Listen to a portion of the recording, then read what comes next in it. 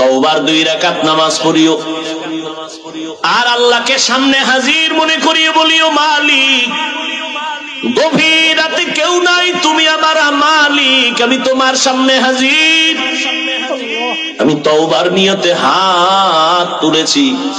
ও আল্লাহ, আমার আব্বা আম্মা কেউ জানেন আমি কত বড় গুনাহগার।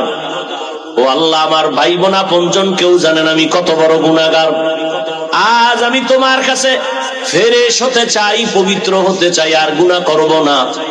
হুজুরেরা বলছে তওবার 2 রাকাত নামাজ আমি পড়ার জন্য রেডি। 2 রাকাত নামাজ পড়িয়া 2 রাকাতে 4টা সেজদা হবে। সেজদার মধ্যে যাইয়া প্রত্যেকটা সেজদায় এমনের নামাজের মতোই 2 রাকাত নামাজ, শুধু সেজদায় গিয়ে একটু ভিন্ন দোয়া।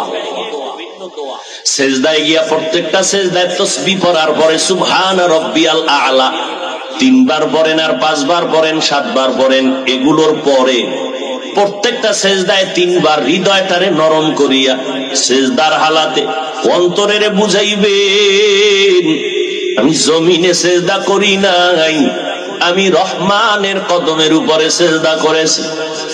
এই বলিয়া অন্তরকে যত পারেন নত করে দুর্বল করে বলবেন, ইয়া রব্বি গফিরলি, ইয়া রব্বি গফিরলি, ইয়া রব্বি গফিরলি 3 বার, প্রত্যেক সেজদায় 3 বার।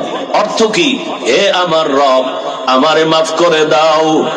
আমার আজকে যদি অপরাধের খবর আমার মা বাবা আপনজন কেউ জানে, প্রকাশ্যে কিছু নাও বললেও মনে মনে ঘৃণা করবে, কিন্তু মালিক তুমি কত দয়ার মাওলা, আমার হাজার গুনাহটারে তুমি পর্দা দিয়ে আটকাইয়া রাখছো।